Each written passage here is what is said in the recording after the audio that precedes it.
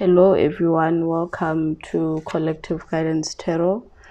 Thank you for watching. I hope you guys are doing well and that your families are safe. So in today's reading, I will be looking at what really happened to Princess Diana.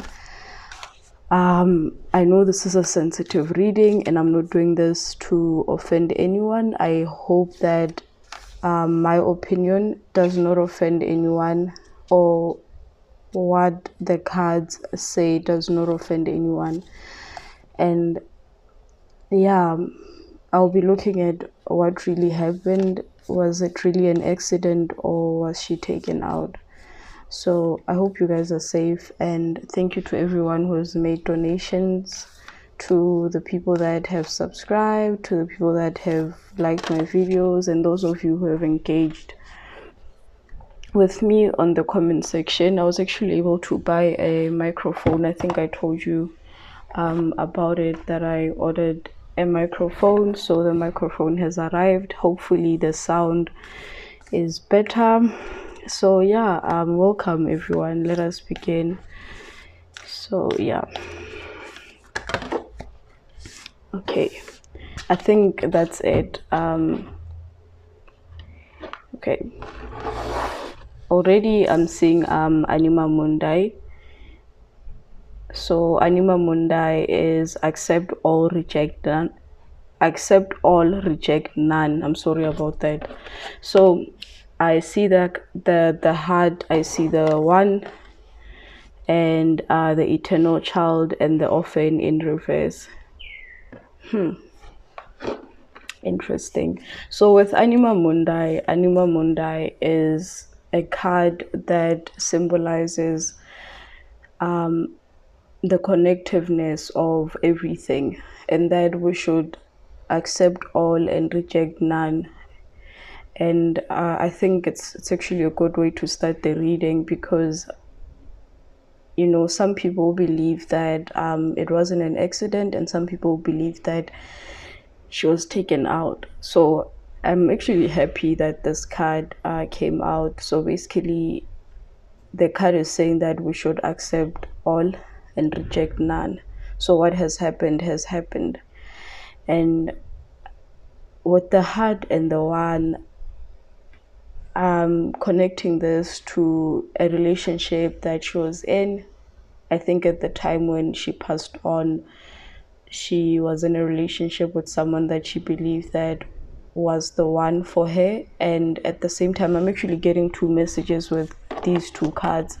The other message that I'm getting is that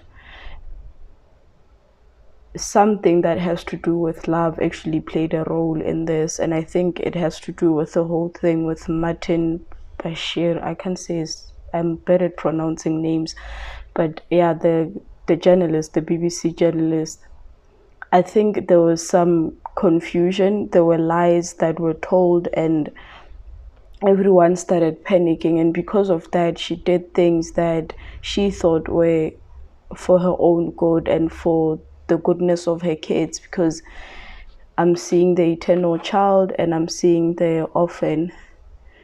So I'm getting the energy that there was fear that she was going to leave her kids orphaned. And yeah, I mean, that's basically what happened. She did have a lot of fears, and she felt like with the Anima Mundi, she felt like she couldn't really get out of the situation. She felt like she had to accept, yeah, whatever it is that was to come, and she thought that by coming out and speaking, she was going to prevent all of this. But there was that level of understanding that it was going to happen. I hope you guys know what I'm talking about. So there was confusion on both ends. They were scared, and the British royal family was scared that she was going to reveal information that was going to destroy the monarchy. But I don't think that she had the intention to actually destroy the royal family. The only thing that she really cared for are her kids, because as you can see with the eternal child, I just got a migraine, like a mini ow. Yeah, so she did all of this when she went out and did that BBC interview. She did this because she thought that she was going to prevent herself, and she was doing this for her kids. So there was miscommunication on both ends. They thought that by her coming out, she was going to destroy the British monarchy, but it was actually the opposite. She was doing it so that she can be on the safer side. And also with the hard and the one, I'm getting the energy that she was actually at a point where she has accepted. She was at a point where she had accepted, with the accept all and reject none. She was at a point where she had accepted her reality, and she was ready to move on with, this new love that she had found. So yeah, let's pull tarot cards. I'll reference the cards as we go. So yeah, there was that deep fear that she was going to leave her kids as orphans. And yeah, that is what we are seeing now with William and Harry. And with the eternal child, I'm getting a childlike energy about her, and I don't know if you guys can see, like, there's like a firing energy inside of her. She was very naive, but at the same time she was fiery. She had this fiery energy about her. So, and also, with the eternal child, I'm also getting it connects with the fact that she passed away she was really young when she passed away. And I think it happened to sort of, I don't know if this is going to make sense. It happened to sort of preserve that innocence. There was this innocence about her energy, because the eternal child is very innocent. Is that someone that cares more about others, that is willing to sacrifice the self for others? And that's the energy that I'm getting. But I'm not seeing any malicious intent with the BBC interview. I just see that she was actually manipulated into believing something that was not true, and it forced her into this energy where she felt like the odds were stacked against her, and she had to go out and publicly speak. And yeah, she was, I don't know if you guys can see, there's a ship, like I said, she was ready to move on and be with this new person that she had found, this new love that she had found. The Page of Pentacles in reverse. This is clarifying that energy that I was talking about, that they accept all, reject none. She felt like because the Page of Pentacles in the upright, it's a card of opportunities, like a new adventure. When you're looking at it, when we're talking about money, it's like a new job. When we're talking about it career wise, it's a new job. But we're talking about I'm connecting this to her, like her love life. And yeah, so I'm getting the energy that she felt like she couldn't really escape, because it's new adventures. It's that also, it's clarifying this eternal child energy, this childlike energy, because the page is a very young and immature energy. This is someone that can easily be manipulated. And also the Page of Wands, when you're looking at it from a career perspective, this is someone that can be easily manipulated into signing contracts that they don't know what they're getting themselves into. The Nine of Pentacles, yeah, this is that energy where you've built, invested, and connecting this to the money, the trust fund that she left behind for her kids. I think this is something that was done last minute because of this fear that they were going to take her out, allegedly. That is my opinion.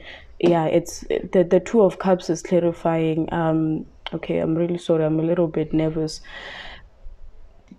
The Two of Cups is clarifying this energy. The one, remember I spoke about that. She was at the point where she had found someone that, she was actually happy with. This was her first love, because the other relationships that she was part of before this one, they were all immature and, yeah, fiery and passionate. But with this one, I'm getting the energy that she was at a point where she had found someone that, she was willing to settle with.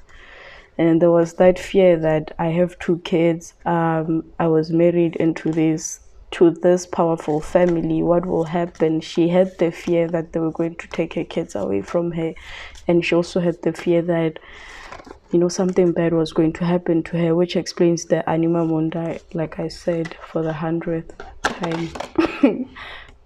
Yeah, I just said that she was going to settle and start a new family, as you can see, guys, with the 10 of cups. Yeah, she was at a point where she did recognize that, you know, love is not love is not immature. Like, you know, especially when you're young, you think, you know, love is all flowers and beautiful things, but as you mature, you start to understand that love is about compromise. And I think she was at that place where she found someone that she was willing to compromise, you know. So yeah, but there was also that fear that I actually have kids, what will happen to my kids? I don't know if you can see, there's actually 2 kids. So yeah, she was scared, because there's that also understand. I'm also getting another message with the anima mundi. She understood that you know, there was a contract. Remember, William has to be king, and there was no way that she could actually take away the kids from the royal family. So there was that prevention with, you know, she felt like she was hindered from, you know, actually taking her kids and moving forward, because that's the commitment that she made when she chose to marry into the family. Remember, I spoke about the sacrifices. It came with a lot of sacrifices, but there was, on top of that, there was also that fear that, you know, they were going to take her out.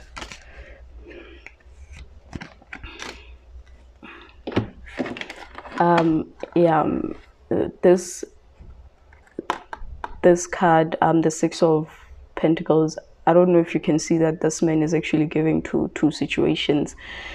It explains the situation that she found herself with. She found herself in with Camilla and Prince Charles. I don't know if you can see, he's basically giving to 2 people at the same time.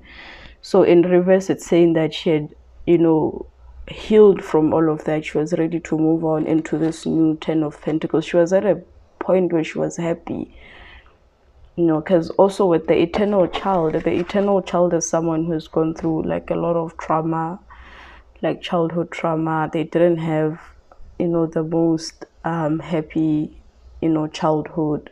So, but she was at a point where she was close to attaining this, you know, end all be all, where she was ready to settle, and she had moved past, you know, the whole situation with Prince Charles and Camilla. And with the Queen of Pentacles, yeah, she felt independent. Remember, I spoke about the fiery, like, there is that childlike energy, that innocence, but at the same time, this is someone who is very resilient and has that fiery energy.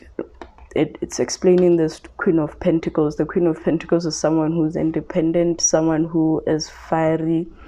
Yeah, basically she does things her own way, and at the time before her passing, she was at the stage where she felt financially independent, as you guys can see with the money that she was able to leave behind for her kids. She did recognize her value, her worth. She did recognize that there was something valuable about her. So yeah, to answer the question, I think I've answered the question for you, was she taken out or not. I'm going to say this: there was miscommunication and misunderstandings. Both ends were scared for, you know, the safety. The royal family was scared for like the safety, and they wanted to preserve the, you know, the British monarchy, and she posed a threat. But I don't think that she was out to destroy the monarchy. So that's where the misunderstanding comes in. And to answer your question, this is my opinion. It's not facts, but yeah, that's what happened. She was taken out, but it was made to look like an accident. The fool. Yeah, remember I spoke about the eternal child, and, you know, that fiery energy, that new adventure. She was ready to go on a new adventure, but it was cut short because of her passing. So let's see.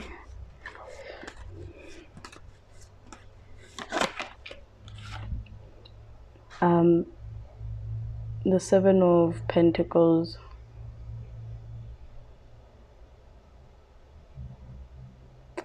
No, actually the Eight of Pentacles. This is a card of walking away. But with this, I'm getting the energy that what this card means is that she was at that point where she wanted to walk away, because in the upright it's a card, you can see the man is walking away, but in reverse I'm getting the energy that she was at that point where she was walking away from everything. She had divorced her child, she was ready to move on and do her own thing, start her own family, basically build her own identity. But then this was cut short. She couldn't proceed with what she wanted to do because of her passing.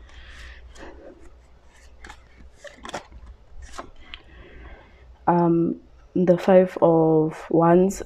This explains the competition on both ends. Remember I spoke about the misunderstandings and both ends feeling like they have to protect what is rightfully theirs. They have to protect themselves. So this card is explaining that there was that conflict where they felt like the monarchy was threatened. She was threatening the monarchy, exactly the illusions that, you know, there were people behind the scenes that were spreading a wrong narrative, that were convincing her of basically pushing her paranoia. And this is a card that speaks about paranoia, basically not perceiving reality properly.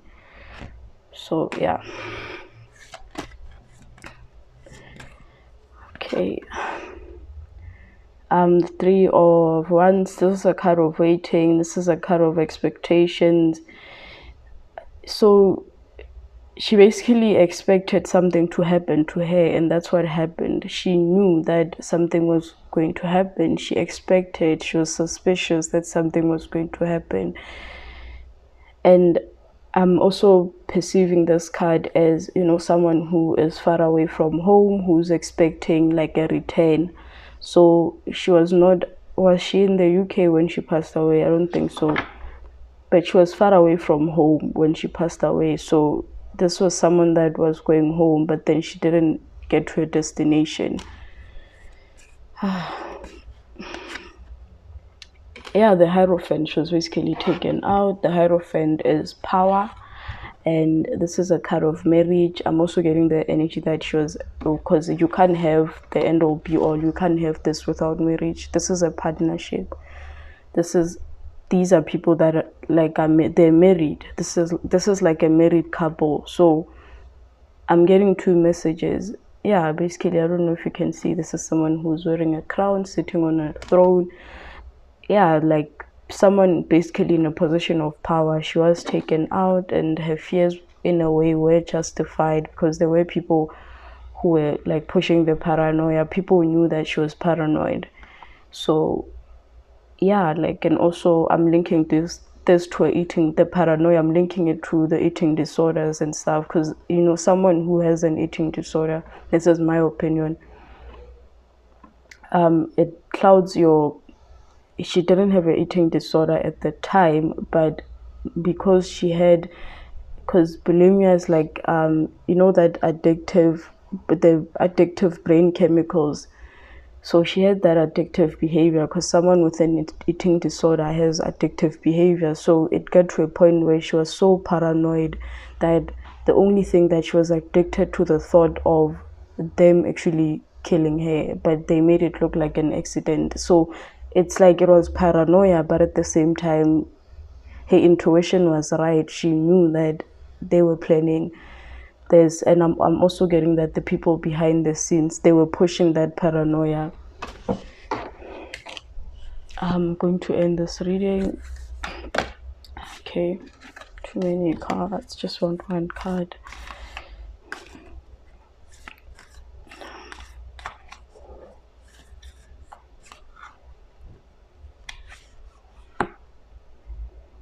The Starborn in the reverse. The Starborn is, you know, that childlike sensitive energy, and I don't know if you can see the egg is cracking. She was at a point in her life where she was cracking outside of her shell, this eternal child energy, this immature energy. She was basically ready to go on a new adventure with the battle card. Yeah, she was basically at a time where she perceived certain things. I'm sorry, she knew that she understood and knew the power of, you know, the monarchy. And I don't know if you can see the eyeball. She did have that intuitive feeling that something was going to go wrong. So yeah, thank you guys for watching. I think I'm going to end the reading. I hope you guys are doing okay. Thank you for watching. Please interact with me on the comment section. Tell me what you think about this reading.